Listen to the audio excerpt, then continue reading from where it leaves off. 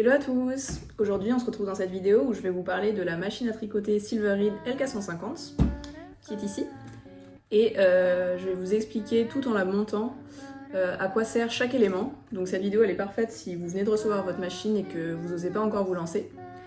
Donc je vais expliquer à quoi sert chaque petit réglage et comme ça vous pourrez après vous lancer dans votre premier projet. Avant d'acheter la machine, j'ai lu beaucoup d'avis comme quoi c'était super dur à utiliser, etc. Moi j'ai jamais fait de tricot et franchement j'ai eu aucun souci à l'utiliser. Et maintenant j'arrive à faire des projets toute seule sans tuto, donc franchement si vous hésitez encore, foncez. Et voilà. Donc ici on a à peu près tout ce qui est normalement livré avec la machine. On va commencer avec notre pièce maîtresse, donc le rail avec toutes les aiguilles qu'on va venir fixer sur une surface plane, donc une table comme ici, c'est très bien. Et pour la fixer, on utilise les petites encoches qu'il y a en dessous. Avec ces deux pièces qui vont nous permettre de la fixer au support.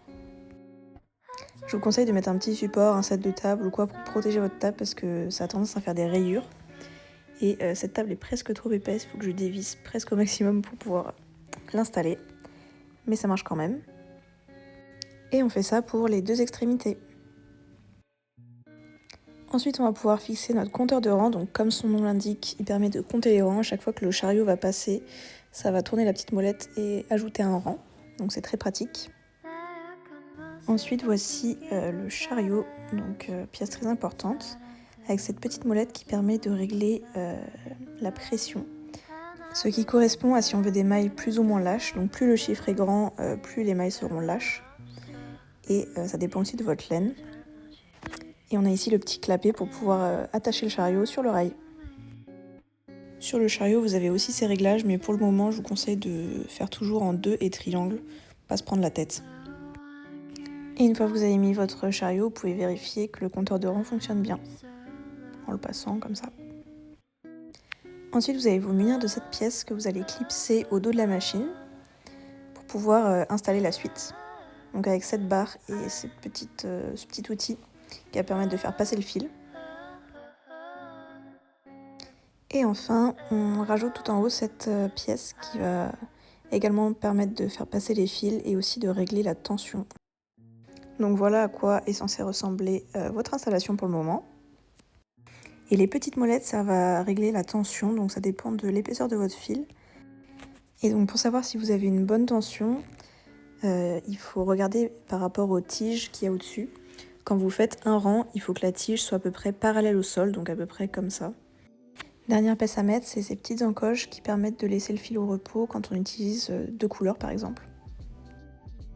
Donc il y a aussi d'autres objets qui sont fournis avec la machine, notamment ces petites pièces en plastique qui permettent de ramener les aiguilles suivant le nombre qu'on veut. Là par exemple c'est 1 sur 2, il y en a 3 et un trou au milieu, 1 sur 3, enfin bref il y a plusieurs combinaisons qui permettent après de faire des points. Et quand on a toute la machine à faire, c'est bien pratique d'avoir ces petits objets. Ça c'est d'autres aiguilles pour remplacer si jamais il y en a qui cassent sur le chariot, donc c'est plutôt pas mal. Et ensuite on a ces outils qui sont aussi très pratiques. Ça permet de faire des augmentations ou des diminutions. C'est bien pour transvaser le fil d'une aiguille à l'autre. Et donc 1 par 1, 2 par 2, 3 par 3, etc. Et on a aussi un crochet comme ça avec un petit embout et un gros embout. Moi j'ai cassé le gros malheureusement, mais je me débrouille avec le petit. Et ça permet de faire des cottes par exemple ou de décrocher la pièce de la machine. Ensuite on a pas mal de poids, donc ces petits poids ils se mettent aux extrémités et elles sont à remonter au fur et à mesure qu'on avance dans le projet. Et si on le fait pas, ça risque de faire sauter le projet, donc je vous conseille de le faire. On a aussi ces grands poids, donc eux qui sont à mettre au bas du projet et à pas remonter forcément, par exemple au bas d'un pull. Et c'est aussi très pratique, juste faut faire attention à ne pas abîmer le projet parce que si la laine est fragile, ça peut faire des trous. Mais très important à mettre. Enfin, on a le livre qui est fourni avec, qui donne plein de conseils, méthodes et idées de points à faire avec la machine. Et je trouve que c'est pas mal expliqué, donc ça vaut le coup de jeter un œil. Juste petite parenthèse, j'utilise un bobinoir pour enrouler mes pelotes et avoir le moins de tension possible quand ça se déroule. Parce que vous allez voir que dès que vous avez un peu de tension, les tiges d'en haut sont toutes courbées et ça fait pas plaisir à voir. Donc voilà. Après, vous n'êtes pas obligé, mais c'est quand même conseillé.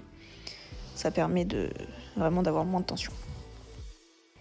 Donc je vais vous montrer comment positionner son fil pour commencer. Donc au mieux, on a réussi à enrouler notre pelote avec le bobinoir.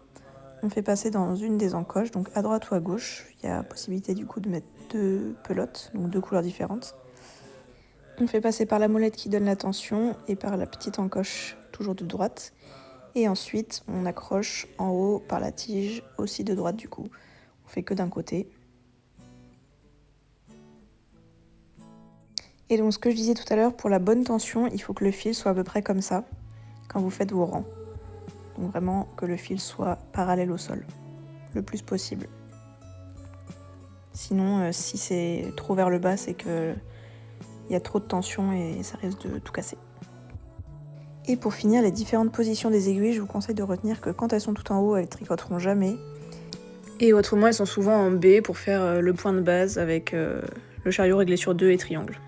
Ce que je vous conseille, c'est de commencer par réaliser des petits carrés pour voir à peu près, prendre la machine en main, d'essayer de faire des augmentations, des diminutions, et ensuite vous pouvez commencer à faire des vrais projets. Voilà, donc j'espère que vous en avez appris un peu plus sur la machine et que vous êtes maintenant prêts à tricoter. Donc je vous invite à regarder les tutos que j'ai fait. J'ai fait un tuto pour faire un pull pour les débutants. Donc si c'est ce que vous voulez faire en premier projet, vous pouvez aller voir. Et sinon, je prévois de faire d'autres tutos aussi pour d'autres projets.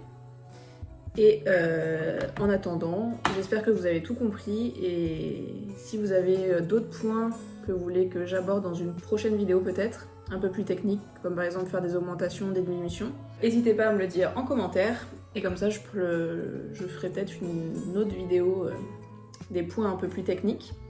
Et voilà, bisous!